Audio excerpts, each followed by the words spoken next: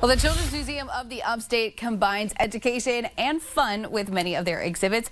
But did you know that they continue to do daily learning programs? Well, we have someone here to talk all about it, Ms. Ainsley. Yeah. So thanks for coming and hanging out with us for this midday. Yeah, thanks for having me. I'm excited to be here. So what are some of the programs that you've got going on at the Upstate? Yeah, absolutely. So we have a ton. So every Tuesday through Saturday, we have 4 programs that run every single day. So we have our TCMU Tots, which is our little toddler room, which is so fun. That runs from 10 to 11, and that's located in like our farm area up on the 3rd floor.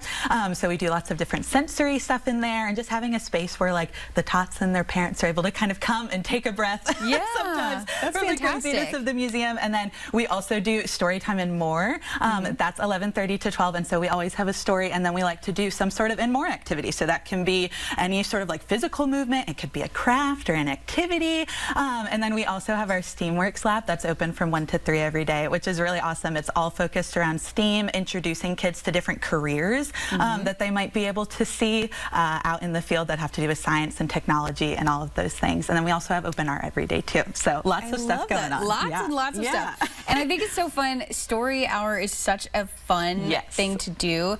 My baby, she just turned 8 months. I can't even believe it. Yeah. But I can still tell, is like engaged. Like even though she's young, you watch and see how your child is engaging and learning. Yeah, absolutely. So reading, I love that. I love that. Yeah, and that's everything we try to do. So our programs department is actually called our play and learning department, and it's because that coupling is so important of like play and learning, and realizing that play is learning, and there are things that you're always working on, whether they're really young or whether the kids are older too. You're just kind of exploring that space. Yeah, exactly. Yeah. Well, for those who love numbers, what happens with math? I know there's a lot of math things happening at the museum too. Absolutely. So we have a really awesome group that comes in. They're called Math Happens, and they meet in our What's Cooking kitchen. They're there on Saturdays from 10 to 1, and then Sundays from 1 to 4. And so what they do is they basically just have a bunch of different stations that introduce, like, this is how math goes into real life. So they have their own guides that kind of walk them through that and show kids like math is everywhere, and just kind of help introduce them to some of that too, which is awesome. I love that. And I know we talked a little bit about some sensory as well, and you guys have an animal-based program that people can come visit. So let's talk about that too. Yes, it's the best. So we have a therapy dog group. We have 2 different groups that we work with, but they come in once a month. So that's always on our calendar, always on our website when they're going to be there, and they come in for an hour and just bring their puppies, and it's the best. They'll be at the museum next week, and I've heard that there might be Halloween costumes. So I'm just putting that out there. There might be some Halloween puppies at the museum, which is a big sell. So this might not be just for the kids. Yeah, you might be just pitching this to all of the adults listening as well. I love it. I'm here for it.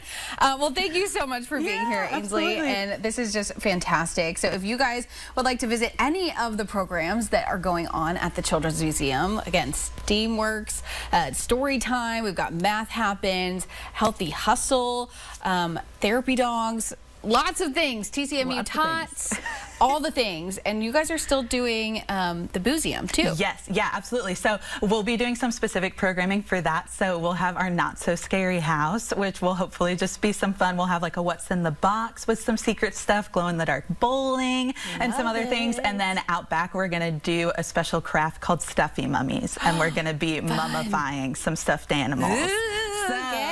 Don't need to bring your own. There is nothing people need to do for that, but we will be doing some fun stuff. So I love that. That's fantastic. And there is also a like quiet trick or treat sensory on day Sunday. On Sunday. On Sunday will be sensory trick or treat. Yeah, we're really excited about that. I definitely want to mention that. But thank you so much for being with us. We really appreciate it.